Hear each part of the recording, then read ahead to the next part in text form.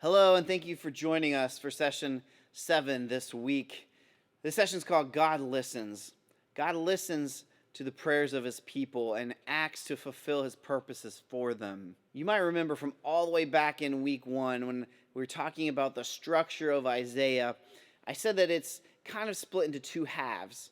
The first 35 chapters are one half, and then chapters 40 to 66 are the second half.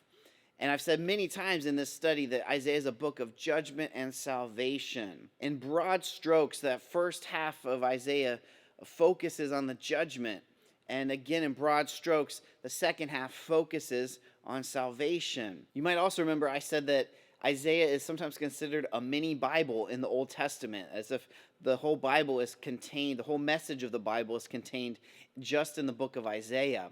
The first 35 chapters would be considered the Old Testament, and then chapters 40 to 66, kind of the New Testament portion of Isaiah. So what we're going to look at tonight is the bridge that connects these two portions of Isaiah, these two halves of the book. And we have this historical narrative, kind of a historical interlude that connects the two halves. Maybe you've noticed over the last several sessions, we've been really heavy on the judgment prophecies that Isaiah is giving to the people of Judah. We talked about things like the oracles against the nations. Last week we talked about the book of woes, and all these judgment prophecies, these judgment pronouncements really kind of come to a head here in chapters 34 and 35. In chapter 34, we kind of get this culmination of these judgments, and it's a judgment against all the nations. Isaiah uses the term the Holy One of Israel many times in his book to refer to God. And even though this message is coming from God to Isaiah, to the people of Judah, and even though God is the God of the Israelites, God is also the God of the universe, and he is sovereign over all the nations, whether they realize it or not. Isaiah is going to highlight Edom to represent the nations as a whole. The Edomites were people that in several places throughout the Old Testament, they took advantage of the Israelites when the Israelites were in a vulnerable position. And then, as Isaiah and God have done throughout this whole book, they've intertwined judgment and salvation. As kind of these oracles, these pronouncements, these judgments kind of come to their peak, in 34, we have a judgment against the nations, and then in 35, God tells the people that there will be a remnant that is saved. Judgment is coming to the nations of the world, but God's plan for his people are ultimately good. God says there'll be a day that the eyes of the blind are opened and the ears of the deaf will be unstopped. This is a verse that Jesus is later going to quote to convince John the Baptist that he was indeed the Christ. Now, we come to chapters 36 and 39, and this is a little bit of a change of pace because we get some more historical narrative. We get 3 stories about King Hezekiah. These stories link the two halves of Isaiah, and they also provide us a little perspective of where we're at in the book, where we're at in history. We've read a lot of oracles and a lot of judgments and a lot of prophecies from Isaiah, but we don't always get exactly when he said it to the people of Judah, when it was written down. We don't get like a step-by-step, this was the day, this was then. So these 3 chapters here can kind of tie us down a little bit to where we're at now in history. All the historical narrative up until now in the book of Isaiah, all the really existential dread, the fear that made the people of Judah make some poor choices was really centered around what? One thing, the Assyrian kingdom. The Assyrian kingdom was terrorizing the region and just taking over whatever land it wanted and growing its empire. Throughout this whole book, we've felt the kingdom of Assyria just kind of knocking at the door, like we know they're coming. God has revealed to the people of Judah that they're coming and they're going to attack. And now we're here. We're at that point. It says, in the 14th year of King Hezekiah, King Sennacherib of Assyria attacked all the fortified cities of Judah and captured them. So the day of reckoning has come. Assyria is finally coming after Judah, and it's gone around the region of Judah and taken all of their major cities, and it's finally come to Jerusalem, to the capital city, to put an end to it and finally take control of Judah. So in chapter 36, we get a spokesman from King Sennacherib. And the king sends a message to King Hezekiah. And King Hezekiah has sent 3 delegates to receive this message. One of those delegates was Shebna. I don't know if you remember Shebna from a couple weeks back in the oracles against the nations. He was the only individual person called out in those oracles. We don't know exactly what he was doing. It was something to do with arrogance and boastfulness in his position. But here he's back. He's one of the delegates for the king, so we know he's got a really high standing position.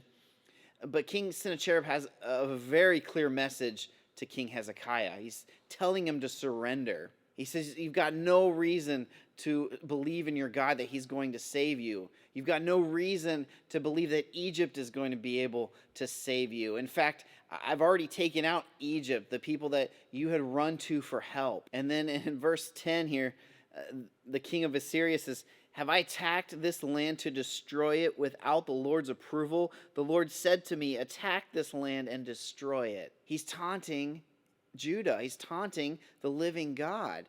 He's saying, not only is God not going to help you, but God told me to take you out. Now we know from what happens next that this is just pure blasphemy. This is just a straight up lie. Apparently this conversation was happening close enough to Jerusalem that the soldiers and the crowd on the wall of Jerusalem could hear what was going on. And these 3 delegates to King Hezekiah make this request.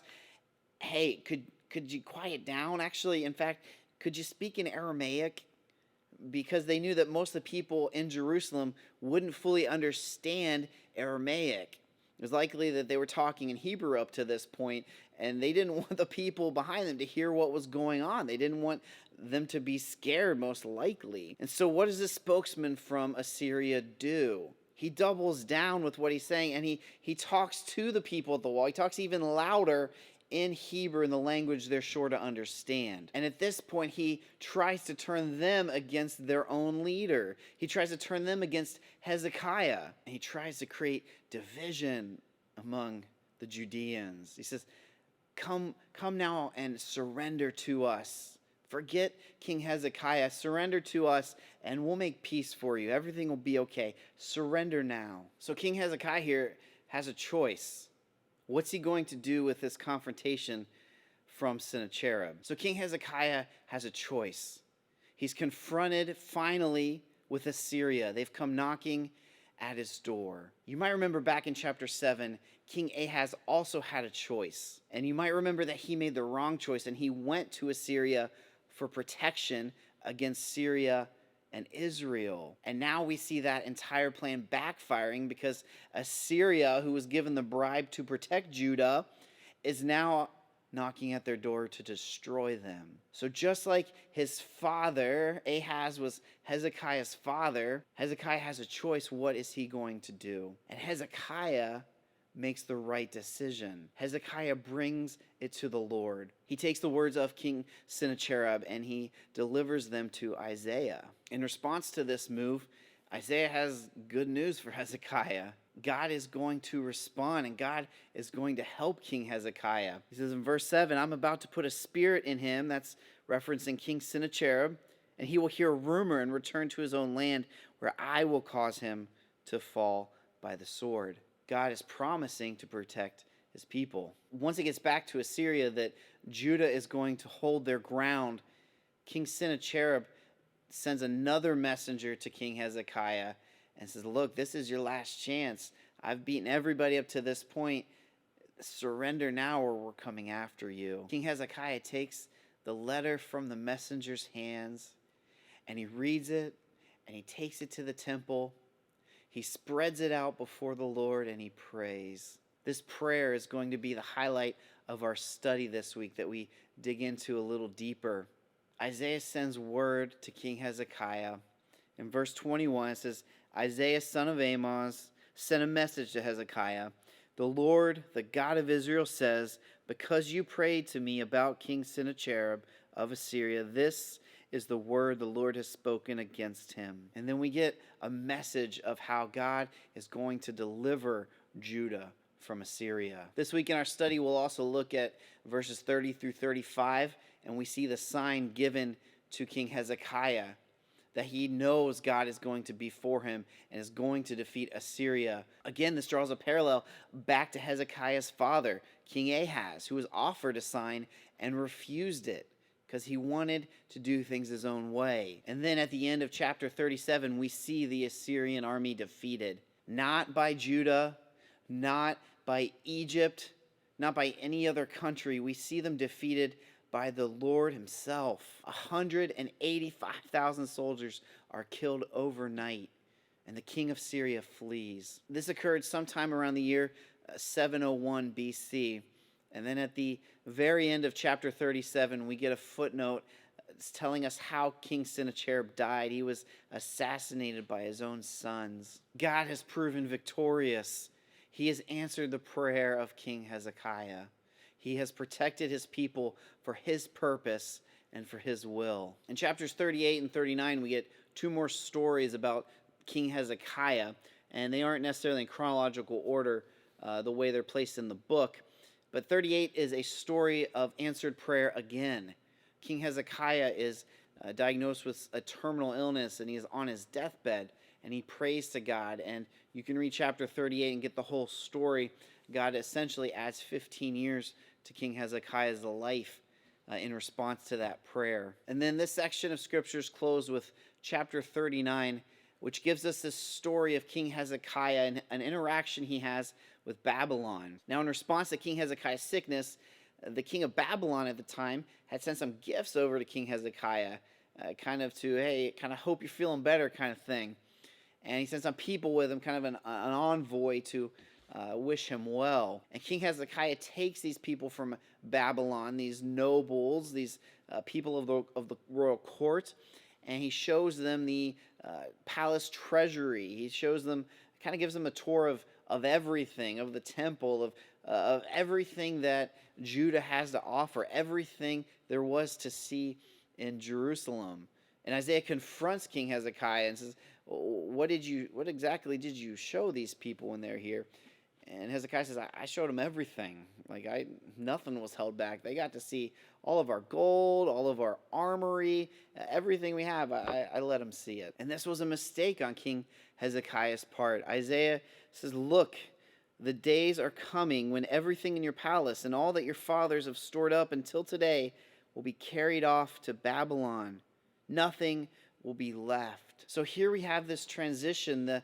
The Assyrian kingdom that had been so prevalent up until now is taken care of and defeated.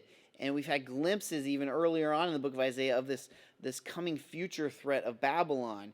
And now as we transition to the second half of Isaiah, we get this event where Babylon comes in and tries to make friends with Judah. But Isaiah reminds King Hezekiah, Babylon is ultimately going to be your enemy, and ultimately they're going to devastate Jerusalem. They're going to devastate Judah. And about 100 years after Isaiah dies, that's exactly what happens. Babylon is now the world power in place of Assyria. Babylon comes and takes the people of Judah into exile. And the chapter ends with something that reflects really poorly on Hezekiah. Hezekiah, so far in this week's session, has been shown in a positive light. He's taken his problems to the Lord. Even though he might have been a good king, this section reminds us that he was still human. He still made mistakes. Verse 8 says, Then Hezekiah said to Isaiah, The word of the Lord that you have spoken is good. For he thought, in his head he's thinking, there will be peace and security during my lifetime. That's a pretty selfish thought.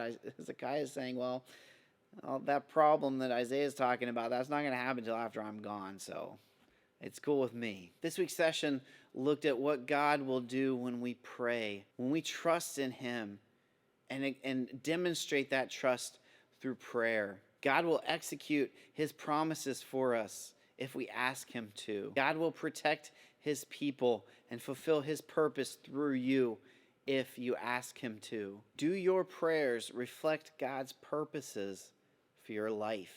Our prayers should reflect two things: God's promises and God's purposes. Your memory verse for this week is in chapter 37, verse 35. It is, I will defend this city and rescue it for my sake and for the sake of my servant David. Thank you for joining us this week.